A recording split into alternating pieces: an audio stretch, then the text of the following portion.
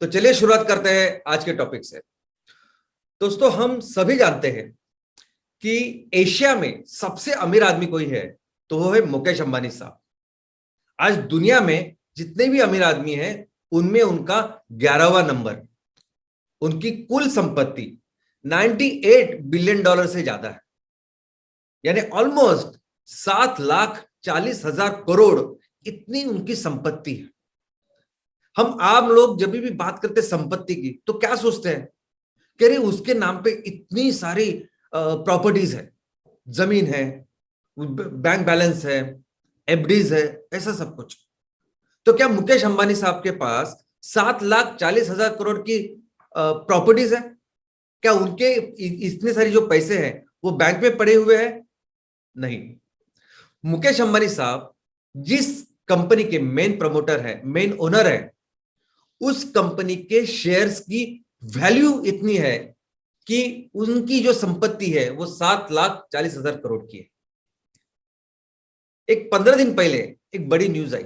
दुनिया की सबसे बड़ी कंपनी एप्पल कंपनी, अमेरिका की कंपनी, वो दुनिया की नंबर 1 कंपनी तो है ही, लेकिन उसका वैल्यूएशन $3 ट्रिलियन इतना बना। वो कंपनी 225 लाख करोड़ इतनी बनी। तो 225 लाख करोड़ की एक कंपनी कैसे बन सकती है? क्या उनके पास दुनिया के सबसे ज्यादा शेयर्स है क्या? नहीं। उनके पास जितने शेयर्स है उसका वैल्यूएशन इतना ज्यादा है कि वो दुनिया की सबसे बड़ी कंपनी है। मैं आपको बता दूं कि हमारे पूरे देश की जो इकोनॉमी है, भारत की अर्थव्यवस्था है, वो भी इतनी नहीं, वो भी $3 ट्रिलियन से कम है, और उससे भी ज्यादा बढ़ के कंपनी बन चुकी है। तो दोस्तों, चाहे वो आपकी कंपनी को बड़ा बनाना हो, चाहे आपकी संपत्ति को बड़ा बनाना है, तो कौन सी चीज है जो इसको बनाती है? और वो है कंपनी के शेयर्स और शेयर्स का वैल्यूएशन।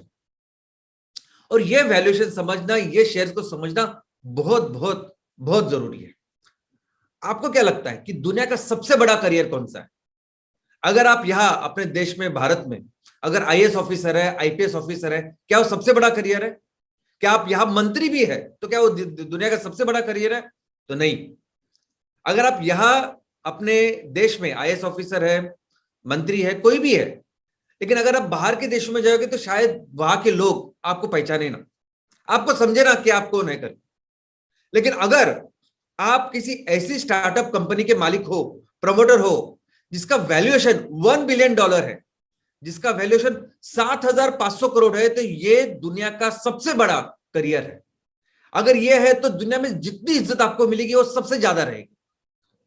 दोस्तों, आपका टैलेंट, आपका सब कुछ इस पे निर्भर होता है कि आपने इस पे क्या करके दिखाया है। तो सबसे बड़ा करियर अगर दुनिया में कुछ है तो वो है $1 बिलियन कंपनी के मालिक, स्टार्टअप का मालिक। और इसी $1 बिलियन कंपनी को कहते हैं यूनिकॉर्न। दोस्तों, हर देश में ये ज्यादा से ज्यादा यूनिकॉर्न हो, इसलिए हर गवर्नमेंट काम करती है, बहुत सारी स्कीम्स निकालती है, बहुत सारी सपोर्ट मैकेनिज्म तैयार करती है, इकोसिस्टम तैयार करने की कोशिश करती है। हर देश को लगता है कि उनके देश में ज्यादा से ज्यादा ऐसी कंपनियां तैयार हो जो यूनिकॉर्न बने। क्यों? क्योंकि इस यूनियन कंपनी का बहुत बड़ा योगदान होता है अपनी अर्थव्यवस्था के ऊपर। जब एक कोई कंपनी आपके देश में यूनिकॉर्न बनती है तो उसके साथ कई सारी चीजें बनती है। एम्प्लॉयमेंट कितनी जनरेट होती है, कितने सारी कंपनी को वो प्रमोट करती है, इंस्पायर करती है, डायरेक्टली इनडायरेक्टली कितने सारी कंपनी उसके ऊपर डिपेंडेंट होती है। और ऐसी बहुत सारी चीज है जिसके लिए मुझे स्पेशल सेशन लेना पड़ेगा कि स्टार्टअप कैसे अपने देश की इकोनॉमी को आगे लेके जाता है। तो दोस्तों, हर कोई देश इस स्टार्टअप को $1 बिलियन या यूनिकॉर्न बनाने में लगा हुआ होता है। और दुनिया में अगर आप देखोगे तो सबसे ज्यादा जो यूनिकॉर्न्स है वो अमेरिका में है, 487। उसके बाद चाइना में है 301, और तीसरे क्रमांक पे इंडिया है, भारत है 81 पे। ये यूनिकॉर्न इतने इंपॉर्टेंट है कि इस साल भारत ने पहली बार नेशनल स्टार्टअप डे करके एक दिन मनाया। अभी पिछले 5 दिन पहले 16 जनवरी को, यानी पिछले संडे को, भारत सरकार ने पहली बार ये इंडियन नेशनल स्टार्टअप दिन मनाया। और ये दिन हर साल अभी मनाया जाएगा स्टार्टअप्स को बढ़ावा देने के लिए, आगे लेके जाने के लिए, क्योंकि उसका इंपॉर्टेंस इतना है। दोस्तों, अगर एमसीएल बिजनेस की बात करें तो आज हमारे पास इतना पोटेंशियल है। भारत को हमारे इस धरती माँ ने, कुदरत ने इतना सब कुछ दिया है कि कोई भी तहसील हो 5,500 में से हर तहसील में हमारे पास इतने सारे संसाधन है, इतने सारे रिसोर्सेस है कि अगर उनको अच्छी तरह से हम लोग डेवलप करें, रिसोर्सेस सिर्फ जमीन ही नहीं, लोग है, टैलेंट है, सब कुछ है, अगर इसको अच्छी तरह से प्रमोट करें, अच्छी तरह से इसको यूटिलाइज करें, इनसे प्रोडक्ट्स बनाए, सर्विसेज बनाए और पूरी दुनिया को बेचे, तो हम हर तहसील में कम से कम 10,000 करोड़ की कंपनी बना सकते हैं। ये हमारा पोटेंशियल है। हमारे पूरे भारत में जितने 5,500 है, हर तहसील में जो अपनी हर एक एमसीएल बायोफ्यूल स्टार्टअप है, उसको हमें 10,000 करोड़ की कंपनी बनाना है। लेकिन सिर्फ एमबीएस ही नहीं, हमारे MVP, MCL village entrepreneur, MCL village project जो है, वो भी $1 बिलियन कंपनी बन सकती है। कैसे? तो अगर आपके ग्राम पंचायत में आप कुछ अनूठा, आप कुछ इनोवेटिव ऐसा काम करते हो, आउट ऑफ द बॉक्स सोच के आप अपने गांव के लिए, अपने किसानों के लिए कुछ करते हो, तो वो सोच, वो काम हम बाकी के ग्राम पंचायत, बाकी के जगह पे रेप्लिकेट करेंगे आपके कंपनी के नाम पे, और फिर वो आपके एक ग्राम पंचायत लेवल की कंपनी भी वो पूरे इतने सारे प्रोजेक्ट्स के मल्टीप्लिकेशन की वजह से आपकी कंपनी भी यूनिकॉर्न बन सकती है। तो दोस्तों, ये सबसे इंपॉर्टेंट हमारा उद्देश्य है, ध्येय है हमारे इस पूरे एमसीएल परिवार में। मैं चाहता हूं कि आपके सभी की कंपनियां उस लेवल तक जाए, मैक्सिमम पोटेंशियल तक जाए। तो एक कैसे जाएगी, ये समझने के लिए एक्चुअली शेयर्स, ये कंपनी का शेयर्स क्या होता है, कैसे शेयर्स का वैल्यूएशन बढ़ता है, ये समझना जरूरी है हमें। मुझे पता है कि हमारे परिवार में बहुत अलग अलग बैकग्राउंड के लोग हैं। कोई आर्ट से है, साइंस से है, कोई वकील है, कोई डॉक्टर है, कोई बाकी की चीज। हम लोगों ने कभी भी शेयर्स के बारे में ज्यादा पढ़ा नहीं होगा, समझा नहीं होगा, वैल्यूएशन वगैरह चीज को कभी हाथ नहीं लगाया होगा। लेकिन आज मैं आपके साथ कुछ ऐसी इंफॉर्मेशन शेयर करना चाहता हूं कि जो इंफॉर्मेशन हमें याद रखना जरूरी है, कंपलसरी है। मुझे ऐसा लगता है कि ये होने के बाद आप प्लीज घर जाके आप जरा पढ़ाई कीजिए कि क्या ऐसे होता है। दूसरी, मैं बहुत सारी इंफॉर्मेशन आपको देके, बहुत सारा नॉलेज देके आपको कंफ्यूज नहीं करना चाहता। मैं आपको इस प्रेजेंटेशन में सिर्फ वही चीजें बताना चाहता हूं, समझाना चाहता हूं कि जो हमारे बिजनेस के रिलेटेड है और जो हमें कंपलसरी समझनी है। तो चलिए शुरुआत करते हैं। सबसे पहले कंपनी। दोस्तों, कंपनी यानी क्या? तो कंपनी एक ऐसा संगठन है कि जो जिस संगठन का कुछ आर्थिक और सामाजिक उद्देश्य होता है, और उस आर्थिक सामाजिक उद्देश्य के लिए ये कुछ लोग इकट्ठा आते हैं, संगठन बनाते हैं और व्यापार करते हैं, उसे कंपनी कहते हैं। और ये जो कंपनी है, ये कंपनी एक लीगल एंटिटी है, और ये लीगल एंटिटी भारत, ये वहां की जो सरकार होती है, उस सरकार में मुद्रित, वो पंजीकृत या रजिस्टर्ड, नोंदणीकृत ऐसी होती है। तो हर कंपनी एक नोंदणीकृत संस्था है। और हमारे भारत में कोई भी कंपनी हो, किसी भी लेवल की कंपनी हो, हर कंपनी जहां पंजीकरण करती है, जहां रजिस्ट्रेशन करती है, उस डिपार्टमेंट का नाम है रजिस्टर ऑफ कंपनीज, यानी आरओसी। इसके अलावा जो कायदा है, जो कानून है, जिसके तहत सभी कंपनियां काम करती है, उसका नाम है इंडियन कंपनीज एक्ट 2013। एक्चुअली जो बेसिक एक्ट है, जब पहली बार इस कंपनी का एक्ट बना, वो 1956 में बना, और उसके तहत आज तक सभी कंपनियों का काम चलता आ रहा है। 2013 में उसमें कुछ बदलाव हुए, जो फीडबैक्स थे उससे उसके दौरान वो सब चेंज हो गया, लेकिन बेसिक जो ढांचा है इस कंपनीज एक्ट का 1956 का, वो अभी भी बरकरार है। दोस्तों, इस कंपनी के कई सारे प्रकार है, और ये प्रकार इस पे निर्भर है कि कितने सारे लोग आके इस कंपनी को बनाते हैं। सबसे पहला जो प्रकार है, सबसे पहले जो टाइप है, वो है सोल प्रोप्राइटरशिप, यानी ऐसी कंपनी की जहां उसका मालिक सिर्फ एक आदमी है, और वो एक ही आदमी सभी रोल कर रहा है, सभी काम अपना कर रहा है। दूसरा जो प्रकार है, टाइप है, उसका नाम है पार्टनरशिप फर्म, जहां दो या ज्यादा लोग इकट्ठा आते, पार्टनरशिप बनाते और कंपनी को चलाते। तो दोस्तों, इस कंपनी में जब पार्टनरशिप में लोग काम करते हैं, हमें हमेशा लगता है कि 2-3 लोग रहेंगे जो पार्टनरशिप में काम करते हैं, लोग या संस्था जो भी। लेकिन अगर आप लॉ में पूछेंगे, कायदे कानून में पूछेंगे, तो ये संख्या 100 तक हो सकती है। 100 तक लोग इकट्ठा आके कंपनी पार्टनरशिप में बना सकते हैं। नेक्स्ट है लिमिटेड लायबिलिटी पार्टनरशिप। इसका मतलब यह है कि पार्टनर्स आते हैं, 2 लोग हो सकते हैं, संस्था हो सकती है, और हर एक का अपना अपना एक रोल होता है, अपनी अपनी एक लायबिलिटी होती है जो लिमिटेड होती है उसके विषय में। तो समझो 3 जन आते हैं, एक ने बोला कि मैं टेक्नोलॉजी संभालूंगा, तो वो टेक्नोलॉजी के लिए ही रिस्पॉन्सिबल होता है। एक होता है कि मैं पैसा फाइनेंस देखूंगा, तो फाइनेंस के लिए रिस्पॉन्सिबल होता है। एक कहता है मैं मार्केटिंग करूंगा, तो मार्केटिंग के लिए रिस्पॉन्सिबल होता है। तो ये तीनों अपने मिलकर काम करते हैं, और ये तीनों अपने अपने डिपार्टमेंट के लिए जिम्मेदार होते हैं, पूरे कंपनी के लिए नहीं। इसे कहते हैं लिमिटेड लायबिलिटी पार्टनरशिप। इसके अलावा प्राइवेट लिमिटेड कंपनी, ऐसी कंपनी जो प्राइवेट जो शेयर होल्डर्स है, वो हिस्सेदार, वो उसके ओनर है, वो हिस्सेदार है, और ऐसी कंपनी में ज्यादा से ज्यादा 200 लोग ओनर्स है, तो उसे हम लोग कहते हैं प्राइवेट लिमिटेड कंपनी। और अगर 200 से ज्यादा उसमें शेयर होल्डर्स है, तो उसे हम लोग कहते हैं पब्लिक लिमिटेड कंपनी। तो दोस्तों एक कंपनी कैसे फॉर्म होती है? तो कंपनी हमेशा फॉर्म होती है किसी आइडिया के साथ, बिजनेस आइडिया के साथ। एक कोई सामाजिक आर्थिक उद्देश्य हो जिसको अचीव करना है।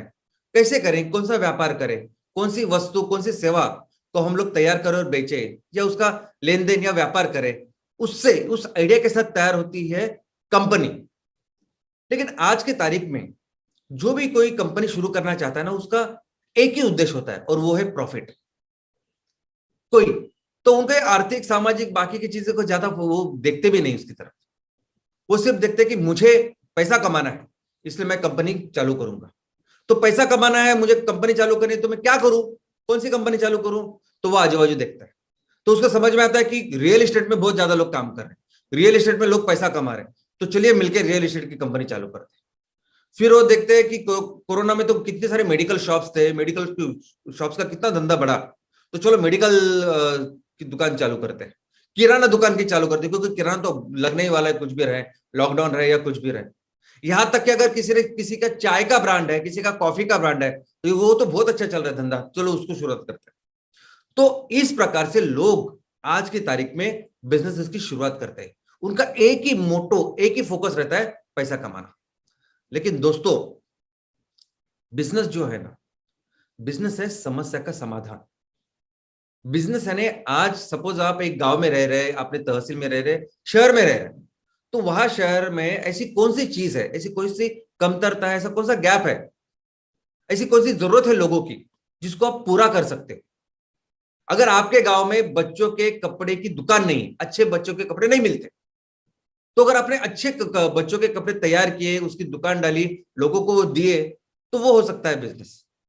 अगर आपके यहाँ मेडिकल फैसिलिटी अच्छी नहीं है, तो मेडिकल फैसिलिटी बढ़ाने के लिए अगर कुछ आप अच्छा करते हैं, तो वो है बिजनेस।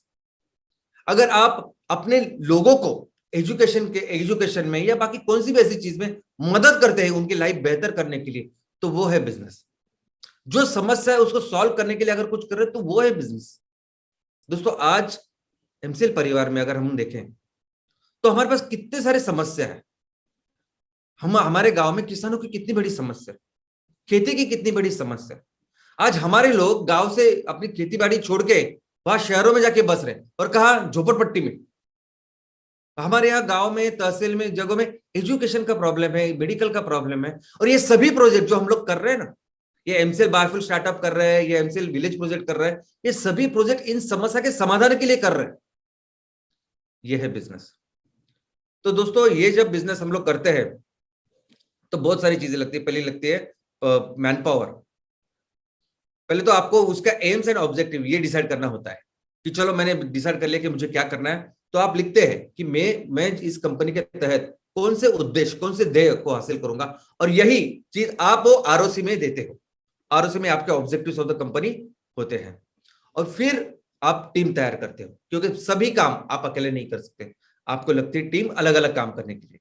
फिर आपको लगते है मटेरियल, यानी देखिए अगर आप हमें बायोफ्यूल एस्टेट का प्रोजेक्ट करना है, तो आपको जमीन लगती है, आपको ऑफिस लगता है, आपको कई सारे चीज। यानी अगर मैं इस कंप्यूटर पे काम कर रहा हूं, तो ये कंप्यूटर भी एक इंपॉर्टेंट मटेरियल है जो मुझे लगता है बिजनेस के लिए। तो ऐसे कई सारे मटेरियल लग सकते हैं।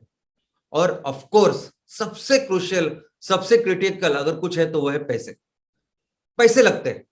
क्योंकि अगर पैसे नहीं आपके पास तो ये कितनी भी अच्छी आइडिया वो आगे जा ही नहीं पाएगी, स्टार्ट ही नहीं हो पाएगी।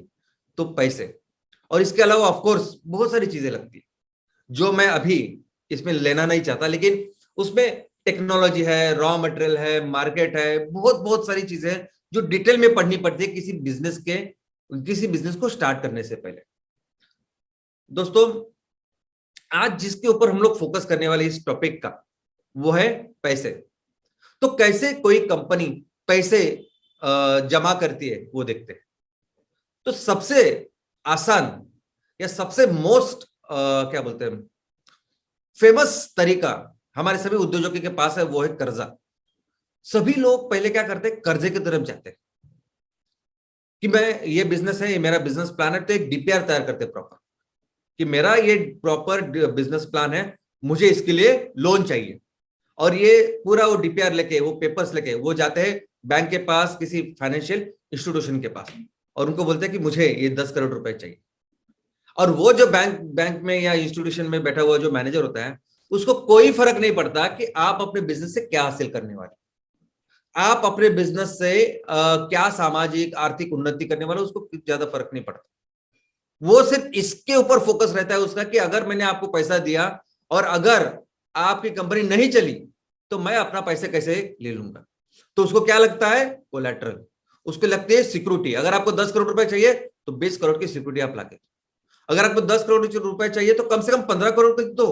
तो कुछ प्रॉब्लम भी हुआ तो भी मैं ये प्रॉपर्टी बेच के अपने पैसे ले लूं, बस इसी हिसाब से वो लोग काम करते हैं।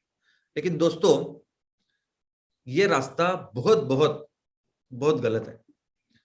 क्यों मैं आपको बोलता हूं, अभी कोरोना में पिछले 1.5 सालों में हमने देखा, 1.5-2 साल में, कि कितने सारे कंपनियां, रेस्टोरेंट, बहुत सारे सेक्टर्स ये इफेक्ट हुआ लॉकडाउन की वजह से, बहुत सारे बिजनेस सेक्टर्स बंद थे। ये कोरोना खुलने के बाद, लॉकडाउन खुलने के बाद लगभग 30% से 40% होटल रेस्टोरेंट तो चालू भी नहीं हो पाए। कितने सारे मॉल्स में कितने सारे शोरूम्स हैं वो खुल नहीं पाए। उसका क्या कारण था? क्योंकि ये 1 साल में, 1.5 साल में जब आपका व्यापार बंद था, बिजनेस बंद था, सब कुछ बंद था, लेकिन बैंक का इंटरेस्ट चालू ही था।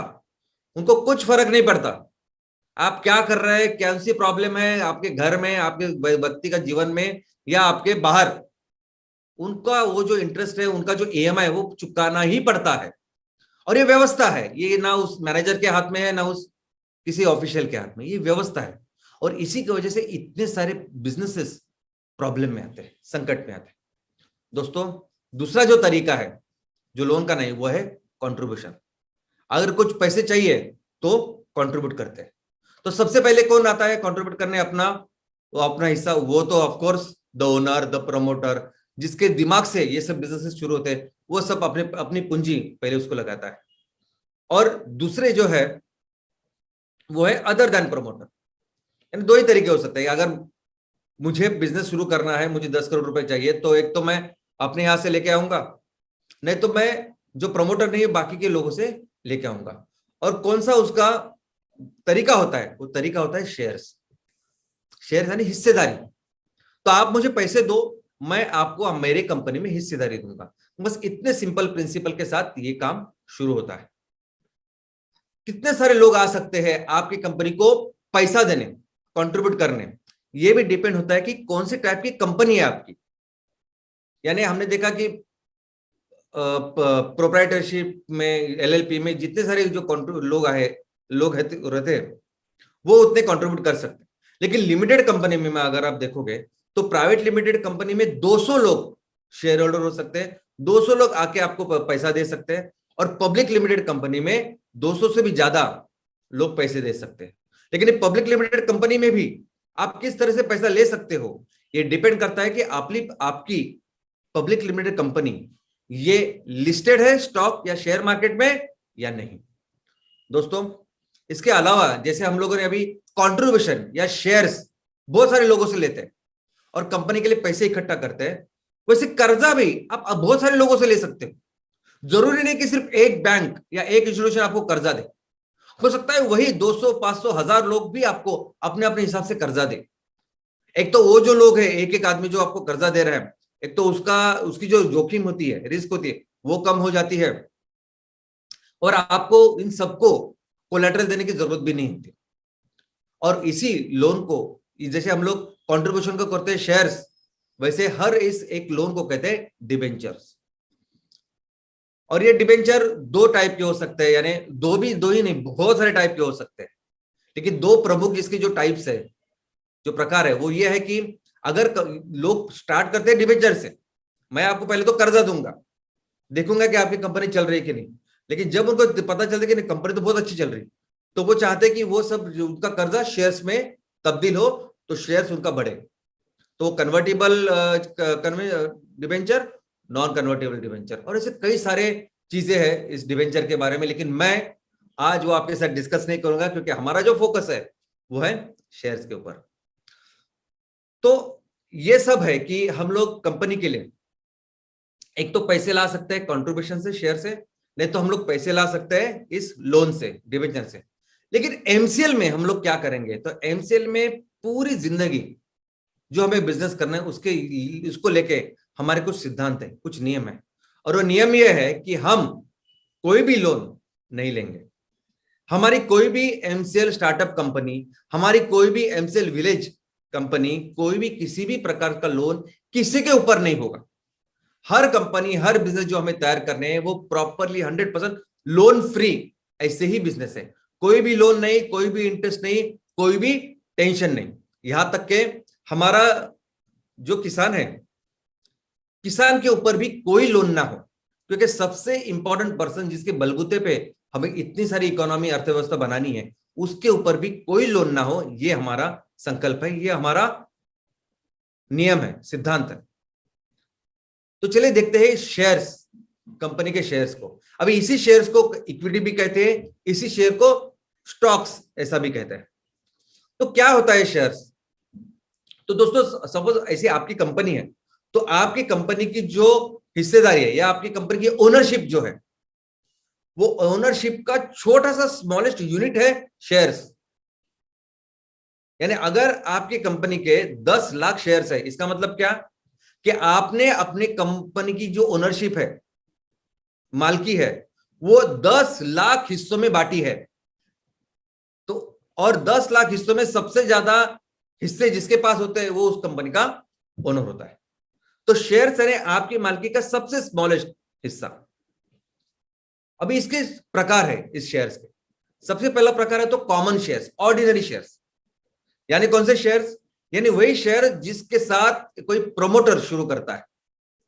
यानी ये वो शेयर्स होते हैं जो प्रोमोटर जैसे ही होते हैं, जो आपकी कंपनी की तरक्की के साथ बढ़ते हैं, कम ज्यादा होते हैं, जो आपको कंपनी को चलाने के लिए जो वोटिंग राइट्स होते हैं, जो डायरेक्टर्स को चुनाव होते हैं, जहां वोटिंग देनी होती है, तो वहां चुनाव का भी काम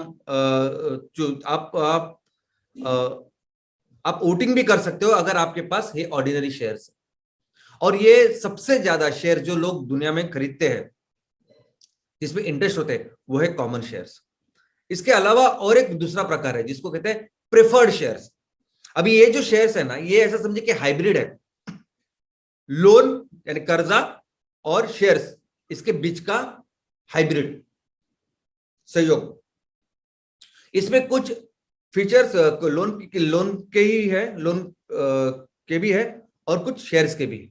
लोन के कैसे कि ये आदमी, ये जब प्रेफर्ड शेयर्स जब कोई कंपनी आपको देती है, तो वो कंपनी आपको इस शेयर के ऊपर आपको कितना पैसा मिलेगा, कितना रिटर्न मिलेगा, उसके बारे में भी आपको देती लिख के। दूसरा, अगर आपकी कंपनी चली नहीं, अगर आपकी कंपनी बंद हो गई, तो उसके जो कुछ प्रॉपर्टीज होते हैं, प्रॉपर्टी असेट्स होते हैं, उसके ऊपर पहला अधिकार इनका होता है जिनके पास प्रेफर्ड शेयर्स होते हैं। लेकिन ये शेयर्स जैसे होते हैं। इसका मतलब कैसे है कि ये शेयर्स जब भी जैसे अगर कंपनी ने किसी ने बोला कि आपको हम लोग सालाना इतना इंटरेस्ट, या सॉरी नॉट इंटरेस्ट, रिटर्न इस शेयर्स के ऊपर देंगे, लेकिन नहीं दे पाए, कोई भी कंपनी अगर नहीं काम कर रही, तो इससे आपको उस कंपनी का वैल्यूएशन कम नहीं होता, वो वैल्यूएशन वैसे ही रहता है। लोन में ऐसा नहीं होता, डेट में, डिबेंचर में, बॉन्ड में ऐसा नहीं होता। अगर किसी बैंक का ईएमआई अगर आपने नहीं चुकाया तो आपकी तो वो जो सिबिल रेटिंग है वो डाउन हो जाती है, कंपनी की सिबिल रेटिंग डाउन हो जाती है। वैसे इधर नहीं होता, अगर कंपनी किसी भी कारण आपको नहीं दे पाई पड़ता हुआ तो वो उससे कुछ उसकी रेटिंग जाती नहीं है। दूसरा, अगर आपको जो लाभांश देना है, डिविडेंड देना है, तो सबसे पहले कंपनी आपको लाभांश देती है। तो इस तरह शेयर्स के बाकी सभी चीजें इसमें होती है, लेकिन ये इसमें वोटिंग राइट नहीं होता। ये लोग वोट नहीं कर सकते जिनके पास प्रेफर्ड शेयर होते हैं, और ये वही मैनेजमेंट में हिस्सा नहीं ले सकते। अब इसके कई सारे प्रकार हैं, प्रायर प्रेफर्ड, प्रेफरेंस प्रेफर्ड, यानी कौन से ये प्रेफर्ड शेयर्स के भी कंपनियां ना, जो कंपनियां बड़ी बड़ी कंपनियां होती है ना, वो लेके आती है ये प्रेफर्ड शेयर्स, और ये उनकी सीरीज होती है, preferred share series A, series B, series C. तो जो सबसे पहले आता है उसको कहते हैं प्रायर प्रेफर्ड, उसके बाद में जो आता है उसको कहते हैं प्रेफरेंस प्रेफर्ड, कन्वर्टेबल प्रेफर्ड, यानी कुछ ऐसे प्रेफर्ड शेयर्स जो सामान्य शेयर, कॉमन शेयर्स में भी जा सकते हैं, तो कन्वर्टेबल, क्यूमुलेटिव, यानी अगर आप एक साल उनको रिटर्न नहीं दे रहे तो अगले साल का चला जाएगा, उसके अगले साल चला जाएगा, तो क्यूमुलेटिव, वो उसको क्यूमुलेटिव प्रेफर्ड बोलते हैं। नॉन क्यूमुलेटिव यानी हर साल आपको परतावा देना ही पड़ता है। Exchangeable, participating, perpetual, puttable, monthly income. अब मैं इसके बहुत सारा डिटेल्स आपको नहीं देना चाहता। आज मैं जो भी नॉलेज आपको देना चाहता हूं ना, वो टू द पॉइंट स्पेसिफिक देना चाहता हूं कि जो आपको याद रहे, चुएबल रहे। बहुत ज्यादा टेक्निकल मैं आपको नहीं बताना चाहता। डिविडेंड, लाभांश, ये एक बहुत इंपॉर्टेंट चीज होती है, जो सबको लगता है कि क्या होता है लाभांश, कितना मिलेगा मुझे डिविडेंड, कि अगर मेरे पास शेयर्स है। तो दोस्तों पहले समझिए कि लाभांश यानी शेयरिंग द प्रॉफिट। कंपनी अपने सब पूरा बिजनेस करने के बाद जो प्रॉफिट होता है, वो प्रॉफिट अपने शेयर होल्डर के साथ शेयर करती है, तो उसे कहते हैं हम लोग डिविडेंड। लेकिन जो प्रॉफिट शेयर करते हैं ना, तो सिर्फ प्रॉफिट के साथ बाकी की भी उनको चीजें होती है। तो ऐसा मत समझे कि 10 रुपए मुझे प्रॉफिट हुआ और 10 शेयर होल्डर है तो मैं सबको 1-1 रुपए दूंगा, लेकिन कुछ ऐसी भी कॉस्ट हो सकती है। अगले साल के लिए कुछ प्रिपरेशन हो सकती है, कुछ और कॉस्ट हो सकती है। वो सब देखने के बाद मैनेजमेंट डिसाइड करते हैं कि आपको कितना लाभांश देना है। और ये लाभांश हमेशा पहले गवर्नमेंट को टैक्स देने के बाद ही शेयर होल्डर्स को मिलता है। और ये लाभांश दो तरह का हो सकता है। एक तो आप लाभांश में आपको पैसे दिए जाते हैं, नहीं तो आपको एडिशनल शेयर दिए जाते हैं कंपनी के, और ज्यादा शेयर्स। बहुत सारे लोग वो एडिशनल शेयर्स वो ज्यादा इंपॉर्टेंट समझते हैं, और वही ज्यादा इंपॉर्टेंट है जिससे आपकी वेल्थ, संपत्ति बढ़ती है। और कितना डिविडेंड, कितना रेट रहेगा, कितने रेट से आप मुझे इसमें डिविडेंड मिलेगा, ऑफ कोर्स ये सब डिसाइड करते हैं वहां की मैनेजमेंट, डायरेक्टर्स, वो मैनेजमेंट बॉडी, कि इतना सब हम लोगों ने खर्चा किया, इतना प्रॉफिट हुआ, आगे साल के लिए इतना सब पूरी तैयारी बाकी है, तो इस हिसाब से हम लोग इतना लाभांश लोगों को दे सकते हैं। ट्रेडिंग ऑफ शेयर्स, अभी शेयर्स को, इनकी खरीदारी, इनका व्यापार, लेन देन कैसे होती है।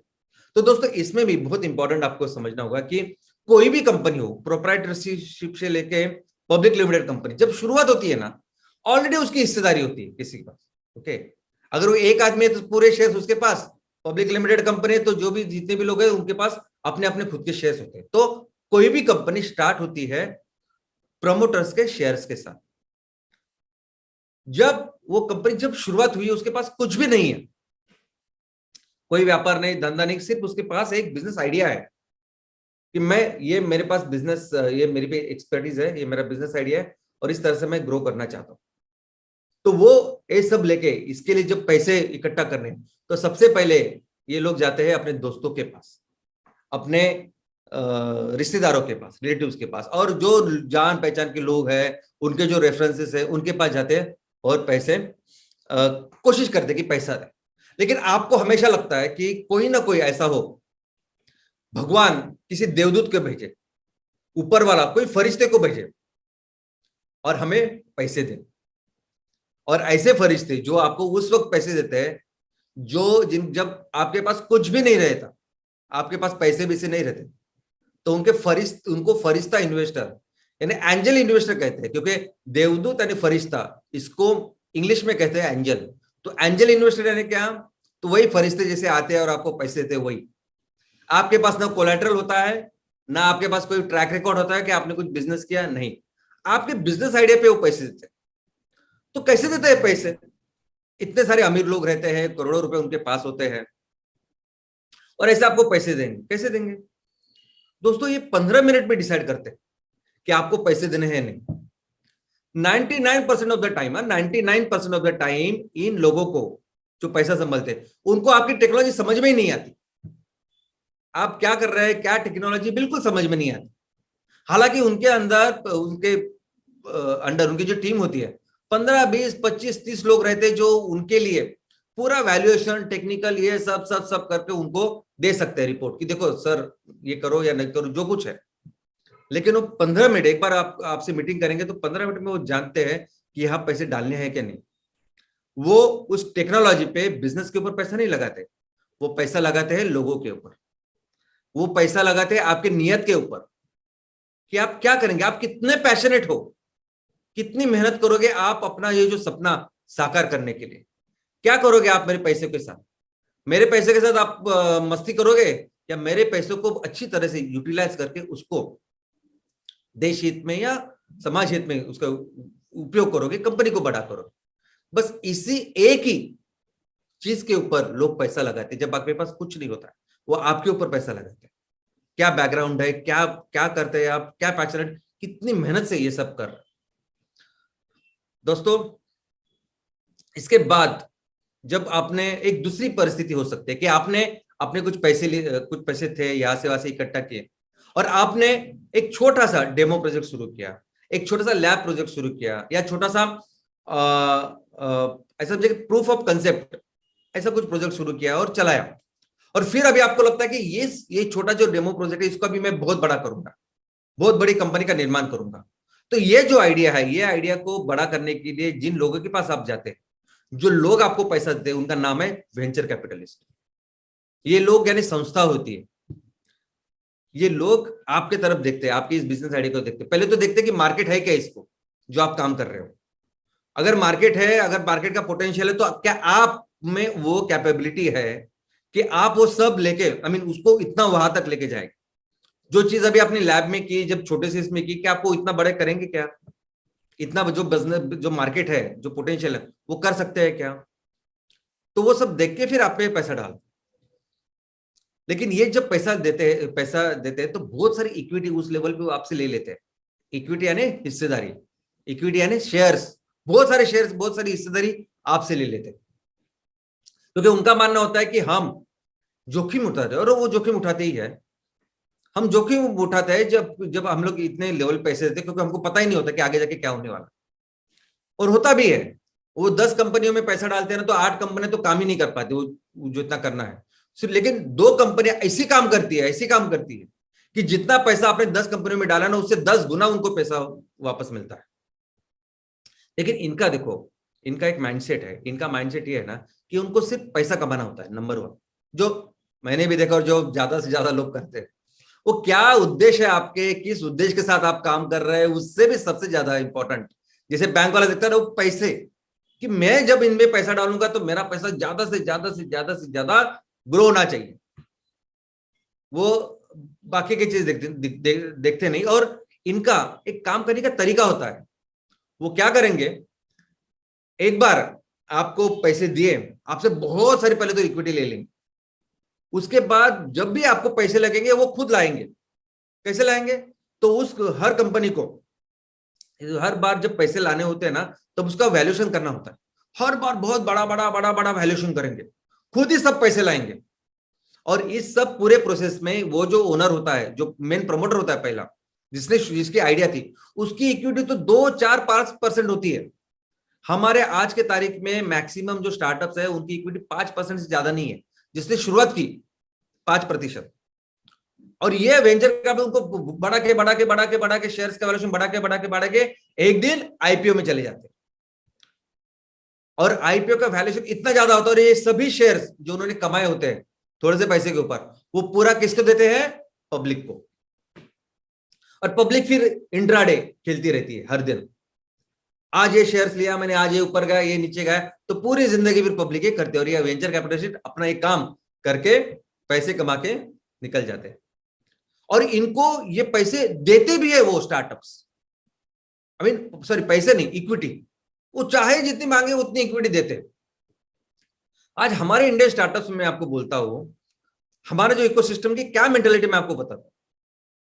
जो लोग हमारे यहां स्टार्टअप शुरू करते हैं ना, देखो सभी नहीं है, अच्छे लोग भी है, लेकिन मैक्सिमम लोग आज की तारीख में क्या करते हैं मैं आपको बताता हूं। जैसे मैंने बताया ना आपको, चाय की दुकान, मेडिकल की दुकान, हम लोग कैसे बिजनेस करते हैं शुरुआत, प्रॉफिट करना चाहिए, वैसे सेम मेंटेलिटी के साथ हमारे यहां स्टार्टअप पैदा होते हैं। उनका एक ही उद्देश्य होता है, एक ही लक्ष्य होता है कि मुझे पैसा कमाना है बस। अभी मैं भारत में हूं तो भारत में इतना बड़ा मार्केट तो है ही, तो ऐसी कौन सी चीज है कि जो मार्केट में आप तैयार करोगे और आपको पैसा मिलेगा। तो फिर वो कहां देखते हैं, वो देखते हैं अमेरिका में। अमेरिका में क्या चल रहा है, वो कहां देखते हैं, चाइना में। चाइना में क्या चल रहा है, जापान में क्या चल रहा है, यूरोप में क्या चल रहा है। तो वैसी सेम मैं अपना एक बिजनेस प्लान बनाता और उनका एक ही चीज लेके दिमाग में लेके वो चालू करते हो बिजनेस प्लान, कि एक दिन ये कंपनी जो मैं चालू कर रहा हूं ना, एक दिन मुझे कंपनी बेच के बहुत सारा पैसा कमाना। अभी मैं कितने सारे एग्जांपल आपको दूं कि जिसमें ऐसा है। अभी फ्लिपकार्ट के जो ये दो बंजल्स है, जो दोस्त है, इन्होंने कंपनी शुरुआत की।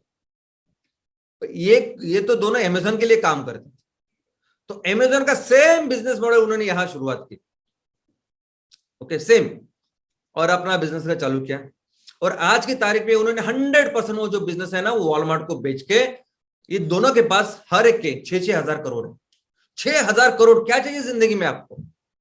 क्या फर्क पड़ता है फ्लिपकार्ट किसके पास है, क्या फर्क पड़ता है कि आगे के 50 साल, ज्यादा साल ये वॉलमार्ट यहाँ इंडियन कंपनी इसमें राज करेगा, लोगों के ऊपर राज करेगा। अपने कुछ फर्क नहीं पड़ता, अपने पैसे बना लिए ना, बस हम लोग खुश। क्योंकि इसी मेंटालिटी के साथ तो हम लोगों ने शुरुआत की थी। तो ये वॉलमार्ट भी क्या सोचता है मैं आपको बताता हूं। वॉलमार्ट अगर खुद से आएगा, वॉलमार्ट का अगर इंडिया में बिजनेस करना है, खुद से आएगा, तो लोग क्या बोलेंगे, अरे विदेशी कंपनी, वही फिर लोकल ग्लोबल वो सब शुरू हो जाएगा। ये अच्छा है ना, यहाँ की जो कंपनी 100% उसको ले लो, लोगों को यह लगे ये तो फ्लिपकार्ट की है। हम कस्टमर क्या सोचेंगे, अरे मैं फ्लिपकार्ट का लूं या अमेजोन का लूं। ऐसा हम लोग, क्यों अमेजोन तो बाहर की अमेरिका की कंपनी है और फ्लिपकार्ट अपनी कंपनी है, लेकिन हमें ये नहीं पता कि अमेजोन भी अमेरिका की है, फ्लिपकार्ट भी अमेरिका की है, और वो सब ईस्ट इंडिया कंपनी वर्जन 2 है जो भी बिजनेस कर रहे हैं। वैसे आपको क्या लगता है, ओला सेम वो उबर की कॉपी है। लेकिन आज की तारीख में ओला की जो ओनरशिप है, ये यहाँ पे दो लोग हैं, भाविश अग्रवाल और अंकित भाटी। इनके पास कितने पैसे हैं अभी, इनके दोनों की जो इक्विटी है वो मिला के 10% से भी कम है। Soft bank 22%, matrix 12%, tiger global 20.5%। ये ओनर इस कंपनी का। अगर आपको लगता है कि ओला बहुत अच्छा काम कर रही है, उबर से भी कुछ देशों में अच्छा काम कर रही है, तो इसका मतलब ये नहीं कि देश की कंपनी इतना अच्छा काम कर रहा है। ये ओनर है, ये जापानीज कंपनी जो सॉफ्टवेयर, वो ओनर है जो कर रही है और बिजनेस कमा रही है, पैसे कमा रही है। पेटीएम एक ऐसी कंपनी की जहां विजय शर्मा के पास 10% से ज्यादा है। बाकी के सभी कंपनियों में आप अगर देखोगे तो ये जो प्रमोटर है उनके पास तो बहुत कम परसेंटेज बचे। ये ड्रीम 11 आज की तारीख में सबसे लेटेस्ट अगर कोई कंपनी है जिसका वैल्यूएशन वही यूनिकॉर्न बन चुका है, यानी 1 बिलियन नहीं, उसका भी $2.5 बिलियन है। इस ड्रीम 11 में भी अगर आप देखो तो सभी चाइनीज वो सब वो उनकी मालकी है। और मुझे समझ में ही नहीं आता कि ड्रीम 11 है क्या, यानी ड्रीम 11 एक गेम है या ड्रीम 11 जुगाड़ है, सट्टा है, जो होता था पहले कि कौन खेलेगा, क्या खेलेगा, कितना लगाएंगे आप, और वो एकदम प्रॉपरली उन्होंने करके रखा है। और हमारे कितने सारे लोग हैं, करोड़ों लोग, उनको लगता है क्या फर्क पड़ता है 50 रुपए डालने से। जो करना चाहिए स्टार्टअप से वो नहीं कर रहे हम लोग। खेती की तरफ देखो, लोगों के एजुकेशन की तरफ, वो नहीं। ये ऐसा कुछ करा के पैसा कमा रहे हैं, हमको लग रहा है अपनी कंपनी बड़ी हो रही है, और कमा रहे हैं बाहर के लोग। और ये सब वैल्यूएशन है, देखो ये सभी इंडियन स्टार्टअप्स है। किसी भी कंपनी में जाइए आप, किसी भी कंपनी में जाइए, उस कंपनी का ओनरशिप, उसकी जो शेयर्स है, इक्विटी है, उसकी ओनरशिप आप देखिए, तो आपको पता चलेगा कि कौन एक्चुअल में ओनर है।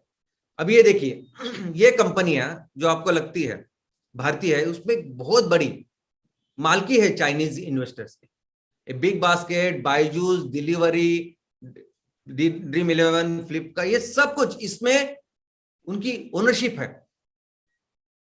ये जापानीज कंपनी है। इस जापानीज कंपनी अन अकेडमी, बायजूस, ये सभी कंपनियां, ये सभी मिला के अगर आप देखोगे ना, तो मैक्सिमम जो आज की तारीख में हमारे देश में जो भी $1 बिलियन कंपनी, जो भी यूनिकॉर्न की बात कर रहे हैं, जिससे हम लोग बोल रहे हैं कि देश तरक्की की राह पर जाएगा, वो यूनिकॉर्न क्या कर रही है? तो यूनिकॉर्न सिर्फ दिखाने के लिए अपनी है, उसमें ओनरशिप उन लोगों की है। आप पढ़िए जरा इसको, आप जाके इसके पढ़िए, अभ्यास कीजिए, तो आपको पता चलेगा कि किस तरह से लोग काम कर रहे हैं। और एक विशेष साइकिल होता है, देखो विशेष साइकिल यानी क्या? दलदल होता है, दलदल। एक बार, पहली बार अगर आपने इनसे पैसा लेंगे ना, उनके लोग आ जाते हैं बोर्ड के ऊपर, और आगे के आखिर तक आप किनसे पैसा लेंगे, क्या करेंगे, ये सब कुछ ये लोग डिसाइड करते हैं। तो अगर किसी वेंचर कैपिटल से आपने पैसे लिए, तो बस आपका हो गया। और इनका काम ही ऐसा है, ऐसे लोगों को ढूंढना। आपको क्या लगता है कि एमसीएल में हम लोग क्या कर रहे हैं? एमसीएल ये कर नहीं सकती थी क्या 1 साल पहले ही, 1-1.5 साल पहले? बिल्कुल नहीं करेंगे। एमसीएल बिल्कुल कभी भी इन लोगों से पैसा नहीं लेगी। एमसीएल किसी भी, कोई भी हमारी स्टार्टअप हो, एमसीएल बायोफुल स्टार्टअप, कोई भी हमारा एमबीएस हो, कोई भी हमारा एमसीएल विलेज प्रोजेक्ट हो, इसमें भी जो पैसे आएंगे ना, वो हम खुद लगाएंगे, खुद लाएंगे। भले उसकी थोड़ी सी दिक्कत हो, थोड़ा सा वक्त लगे, मेहनत लगे, लेकिन हम लोग देखेंगे कि ये सभी कंपनियों के ऊपर मालकी जो है वो हमारे लोगों की रहे। आज हम लोग प्रजासत्ताक मना रहे 4-5 दिन के बाद। प्रजासत्ताक यानी हमारी पूरा जो कॉन्स्टिट्यूशन है, उसका पूरा जो अधिकार है, पूरा देश चलाने का अधिकार हमने लोगों के हाथ में दिया था इस दिन। तो क्यों ना ऐसा दिन हम लोग अर्थव्यवस्था में बनाए? क्यों ना हम लोग अपनी सभी जो बिजनेसेस कर रहे हैं, जो मेहनत कर रहे हैं, जो प्रॉफिट्स कर रहे हैं, वो हमारे लोगों के कंट्रोल में रखे। कभी भी हम लोग एमसीएल की किसी भी कंपनी की मालकी किसी भी बाहर के वाले को देंगे ही नहीं। तो चलिए देखते हैं कि कंपनी जब आपकी एक अच्छी स्टेबल पे जाती है, जब लोग आते हैं, लोग आपको पैसा देते हैं, और आपकी एक कंपनी अच्छी बन गई, छोटी नहीं, अभी आपकी एक ठीक ठाक सी कंपनी है, स्टेबल कंपनी है, नोन कंपनी है, ऐसी सपोज बनती है, तब आपको जब उसके बाद जब ज्यादा पैसे चाहिए होते हैं, तब आता है कैपिटल मार्केट। तो अगर आपकी प्रॉपर कंपनी है, बैलेंस शीट्स है, सब कुछ है, लोग जानते हैं, सब कुछ है, और आपको जब चाहिए तो बहुत सारे उसके ऑप्शंस है कि आप कैसे पैसे रेज कर सकते हैं। और सेम है यहाँ, कर्जा भी हो सकता है, शेयर्स भी हो सकता है। कर्जा में भी बॉन्ड्स है, सबको बहुत कुछ है, डिबेंचर्स है। अब ये अगर मैं कैपिटल मार्केट यानी क्या, और कौन किस किस तरीके से, अगर आपको किस किस तरीके से आप पैसे रेज कर सकते हो, इसके लिए मुझे अलग से सेशन लेना पड़ेगा। इतना बड़ा विषय है ये कैपिटल मार्केट। लेकिन आज जिसके ऊपर हमें फोकस करना है वो है प्राइमरी मार्केट। अभी यानी इस कैपिटल मार्केट के 2 तरह के मार्केट है, एक प्राइमरी और एक सेकेंडरी। प्राइमरी मार्केट यानी क्या? प्राइमरी मार्केट यानी समझिए कि आप कंपनी के शेयर्स जो कंपनी के पास है, जो प्रमोटर के पास हो, वो पहली बार आप इन्वेस्टर को जब देते हैं इस मार्केट में, कैपिटल मार्केट में, तो उसे प्राइमरी मार्केट कहते हैं। पहली बार जो वो शेयर के पास से लेके इन्वेस्टर के पास जाते हैं, और इसमें जब वो पहली बार नए शेयर ट्रेड करने के लिए लाते हैं मार्केट में, बिजनेस करने के लिए लाते हैं, लेन देन करने के लिए लाते हैं मार्केट में, तो सबसे पहले वो पूछते हैं अपने एग्जिस्टिंग शेयर होल्डर्स कि आप लोग क्या, यानी जिन्होंने हमारे ऊपर भरोसा रखा है, जो इतने साल से हमारे पास साथ में है, पहले उनको पूछते हैं कि हम लोग आपको डिस्काउंट में देंगे, और डिस्काउंट में देते हो राइट्स इशू, कि बाहर का उनका वैल्यूएशन कितने भी हो शेयर्स, लेकिन वो पहले अपने लोगों को पूछते हैं और उनको डिस्काउंट में देते हैं, उसको कहते हैं राइट इशू। दूसरा है प्रेफरेंशियल शेयर अलॉटमेंट। अगर कोई कंपनी है जिसको पैसे की जरूरत है, और कुछ ऐसे लोग हैं जो उनके एग्जिस्टिंग शेयर होल्डर नहीं, ठीक है, उनकी कैपेबिलिटी है, सब कुछ है, तो वो क्या करते हैं कि जितना उनके वैल्यूएशन है शेयर्स का, उससे थोड़ा सा डिस्काउंट में इन लोगों को पैसे दे सकते, इन लोगों को शेयर दे सकते, और इनको हम लोग कहते हैं प्रेफरेंशियल बेसिस, प्रेफरेंशियल अलॉटमेंट।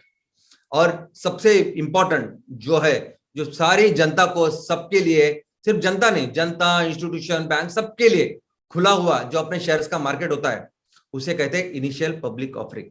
जब पहली बार कोई कंपनी अपने शेयर्स ट्रेडिंग के लिए बाजार में लाती है, पहली बार, प्राइमरी मार्केट उसको कहते हैं, उस मार्केट को। और जो सबसे ज्यादा इंपॉर्टेंट चीज है वो है इनिशियल पब्लिक ऑफरिंग। कौन से रेट पे आप लोगों को या इंस्टीट्यूशन को शेयर्स देंगे, ये तय करती है आपके शेयर्स का वैल्यूएशन। वैल्यूएशन कौन बनाता है? तो वैल्यूएशन बनाता है, बनाने वाले एक कंपनियां है, इंस्टीट्यूशन है, जो सेबी जिसको ऑथराइज करती कि हाँ आप एक क्लास 1, क्लास 2, ऐसे उसे क्लासेस भी है कि आप वैल्यूएटर हो, आप इस कंपनी को इसका वैल्यूएशन कर सकते हो। इसके साथ आता है एक अंडर राइटर। आपने सुना होगा अंडर राइटर करके, एक कोई भी आईपीओ जब आता है ना, तो वहां एक अंडर राइटर करके एक ब्रैकेट में या ब्रैकेट के अलावा एक अंडर राइटर करके होता है। अंडर राइटर हमेशा एक बैंक या इन्वेस्टमेंट बैंकर होती है, एक इंस्टीट्यूशन होती है। वो कंपनी को ये भरोसा दिलाते हैं कि अगर आपके ये शेयर्स मार्केट में सपोज जितने चाहिए आपको, अगर आपको 10 लाख शेयर्स बेचने, आप नहीं बेच पाए तो हम लोग खरीदेंगे। अगर वो कम के किसी पैसे से जा रहे तो हम लोग खरीदेंगे। तो आपकी गारंटी लेके एक अंडर राइटर आपके साथ आईपीओ में आता है। दूसरा, इस आईपीओ के साथ आप तैयार करते हैं एक प्रोस्पेक्टस। तो ये प्रोस्पेक्टस यानी क्या? तो ऐसा समझे कि जब आपको ये शेयर्स देने हैं लोगों को, तो आप एक ब्रोशर तैयार करते हैं, जैसे हम लोग करते हैं ब्रोशर। आपकी कंपनी क्या है, कब से चालू हुई, आपकी कंपनी की क्या क्या इतने सालों में आपने क्या क्या किया, क्या आपके नंबर्स है, क्या प्रॉफिट्स है, आगे वाले दिनों में आप क्या करने वाले हैं, कौन लोग हैं जो की पर्सन है जो इसको मैनेज करते हैं। ये पूरी जो इंफॉर्मेशन जिस बुकलेट में या जिस ब्रोशर में रहती है उसे कहते हैं प्रोस्पेक्टस। अब ये हुआ सेकंड प्राइमरी मार्केट। दूसरा टाइप का मार्केट है सेकेंडरी मार्केट। सेकेंडरी मार्केट यानी क्या? तो सेकेंडरी मार्केट यानी वह एक बार कंपनी ने अपने शेयर्स लोगों में दिए, इस मार्केट में दिए, तो एक दूसरे के साथ जो हम लोग व्यवहार करते हैं ना, वही इंट्राडे वाला। एक इन्वेस्टर के साथ दूसरा इन्वेस्टर, दूसरे के तीसरे, जो चलता है हर दिन। आईपीओ का वगैरह कैसा होता है कि आप एक कोई पर्टिकुलर दिन में वो आईपीओ लॉन्च करते, ओके। लेकिन सेकेंडरी मार्केट में एक बार वो चला गया तो उसके बाद आप हर दिन कितने भी शेयर्स ऐसा सब वो चलता रहता है। अभी हमारे ये जो सभी मार्केट है जिसमें शेयर की लेन देन होती है, इसे कहते हैं स्टॉक मार्केट, नहीं तो शेयर मार्केट। अभी कैसे हमारे गांव में, शहर में कैसा होता है, कपड़ा मार्केट होता है, सब कपड़े की दुकानें होती हैं। सोने का मार्केट रहता है, ज्वेलरी का मार्केट, सब ज्वेलरी की दुकान रहता है। कोई ऐसा ऐसा होता है कि जब भाजीपाला, आई मीन मंडी मंडी होती है, जिससे जहां से सब्जियां वगैरह सब कुछ मिलता है। वैसे ही जहां शेयर्स, सिर्फ शेयर्स का धंधा होता है, बिजनेस होता है, लेन देन होता है, उसे कहते हैं शेयर मार्केट या स्टॉक मार्केट। हमारे यहां सबसे पहले, यानी इस शेयर मार्केट में अगर आप देखोगे ना, दो टाइप के शेयर मार्केट पहले हुआ करते थे। एक नेशनल लेवल के शेयर मार्केट और दूसरे रीजनल, जो स्थानिक लेवल के शेयर मार्केट होते। लेकिन जब से टेक्नोलॉजी अभी इतनी बेहतर बन गई है, सभी शेयर्स अभी डीमोनेटाइज हो गए। यानी शेयर्स को अभी फिजिकल लेवल में है नहीं, वो शेयर्स अभी आप कहीं भी भारत के किसी भी कोने पे बैठ के आप किसी भी कंपनी का शेयर्स ले सकते हो, दे सकते हो, सब डीमोनेटाइज है, डिजिटल है। तो तब से फिर अभी कुछ प्रमुख जो शेयर मार्केट है जो भी काम कर रहे हैं, उनके बारे में मैं बताऊंगा आपको। लेकिन सबसे पुराना, वन ऑफ द पुराना मैं बोल सकता हूं, और सबसे बड़ा शेयर मार्केट अगर भारत में कोई है तो वह है बॉम्बे स्टॉक एक्सचेंज। वह है बीएसई, जो मुंबई में है। 1875 से लेके ये है, लगभग 5500 कंपनियों से ज्यादा कंपनियां इसमें लिस्टेड है। ये शेयर मार्केट की शुरुआत बहुत पहले 1875 में बनियन टेक पेड़ के नीचे हुई थी। वह एक टाउन हॉल है साउथ बॉम्बे में, एंड में। तो वहां एक पेड़ के नीचे सभी व्यापारी लोग आते थे और धंधा करते थे। और जैसे जैसे फिर वो बढ़ने लगा विस्तार, तब फिर उन्होंने अपना वो कारोबार शिफ्ट किया एक बिल्डिंग में, और तब फिर बॉम्बे स्टॉक एक्सचेंज वगैरह उसकी शुरुआत हो गई। दूसरा सबसे इंपॉर्टेंट है वो है नेशनल स्टॉक एक्सचेंज। क्योंकि बॉम्बे स्टॉक एक्सचेंज में कैसे हुआ कि कुछ लोग इतने स्ट्रांग बन गए जो कुछ मैनिपुलेशन भी करने लगे। मैनिपुलेशन यानी आप समझ सकते, थोड़ा सा इधर उधर करने लगे। तो फिर गवर्नमेंट ने सोचा कि इस पूरे जो खरीदारी है, जो बिजनेस है, उसमें एकदम ट्रांसपेरेंसी आनी चाहिए। इसलिए 1992 में भारत ने नेशनल स्टॉक एक्सचेंज, गवर्नमेंट ने नेशनल स्टॉक एक्सचेंज करके दूसरा ऐसा एक्सचेंज शुरू किया जो 100% डिजिटल था, 100% ट्रांसपेरेंट था, और एक व्यवहार होने के लिए कुछ सेकंड लगते थे, या एक सेकंड में 200-300 ऐसे व्यवहार हो सकते, इतना फास्ट अभी ये एक्सचेंज बन चुका है। 1900 से भी ज्यादा कंपनी इस पे लिस्टेड है। तीसरा जो अभी शुरुआत हुई है 2017 में, वो है इंडिया इंटरनेशनल एक्सचेंज, जो अहमदाबाद में है। यहां इंटरनेशनली कोई भी आदमी भारत की किसी भी कंपनी से शेयर का लेन देन कर सकता है। अभी भारत में ऐसा है कि अगर हमारे यहाँ भी दिन है तो अमेरिका में रात है। तो ये ऐसा एक्सचेंज है कि जो 24 घंटों में से 22 घंटे शुरुआत होती चालू रहता ही है, यानी आप कभी भी इसे ट्रेडिंग कर सकते हो। अगला है multi commodity exchange of India.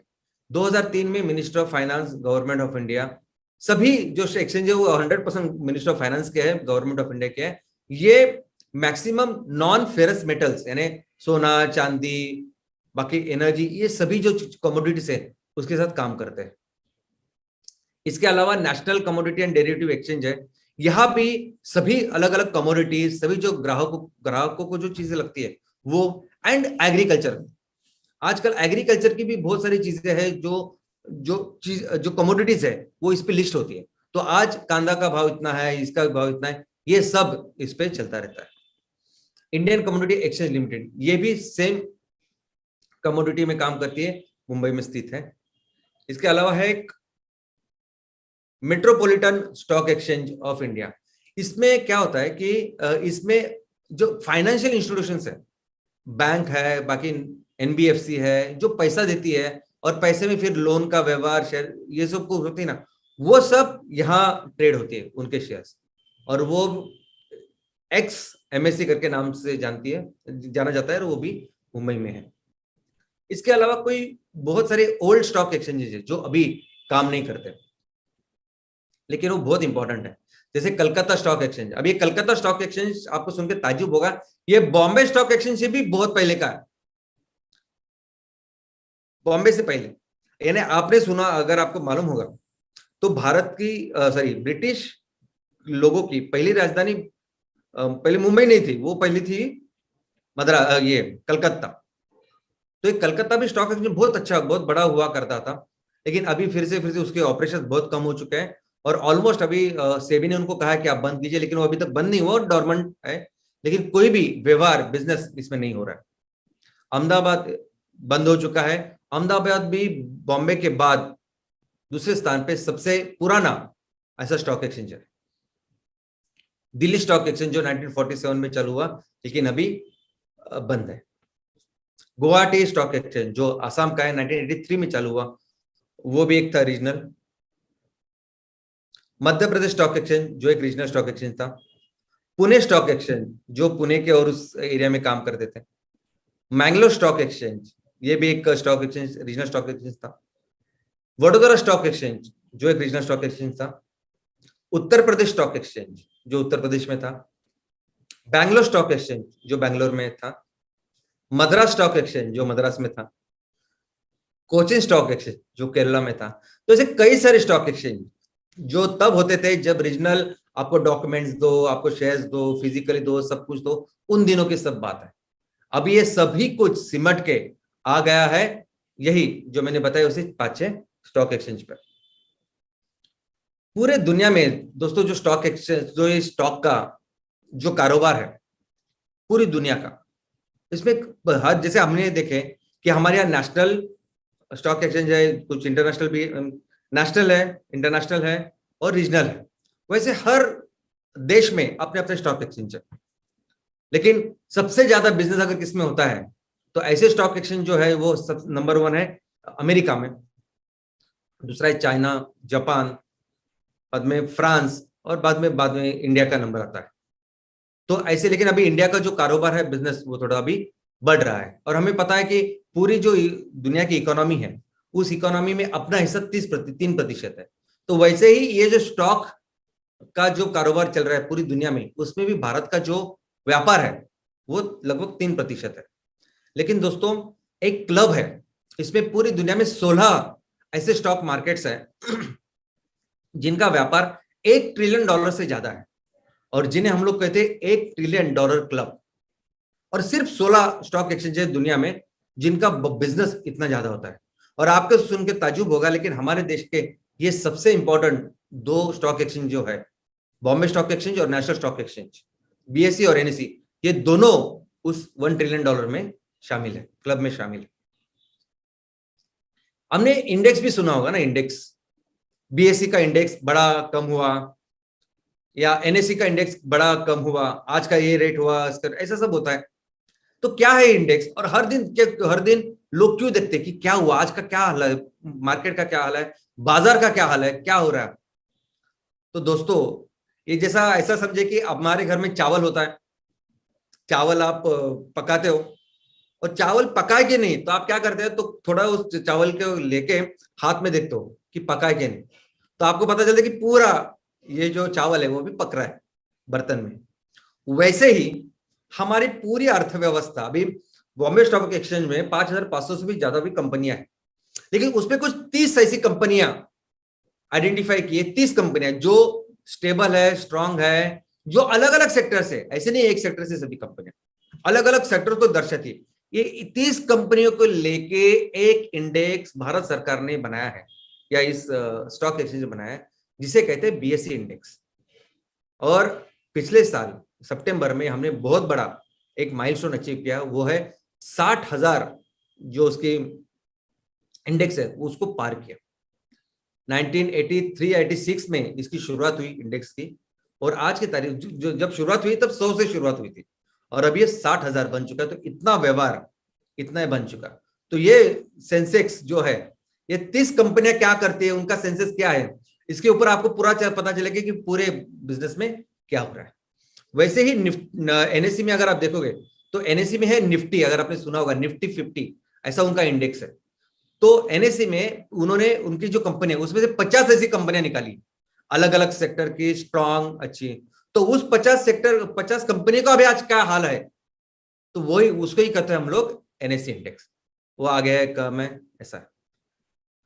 तो दोस्तों ग्रोथ कैसी होती है, कंपनी की ग्रोथ कैसी, कोई कंपनी एकदम एकदम आई मीन धीरू भाई अंबानी साहब की जो स्टोरी है कितनी इंस्पायरिंग है, रिलायंस ग्रुप की, कि कितने छोटे से इसके साथ उन्होंने शुरुआत की थी। लोग कहते 500 रुपए के साथ शुरुआत की थी, उनकी खुद की अपनी स्टोरी, आज भारत की सबसे बड़ी कंपनी बनी।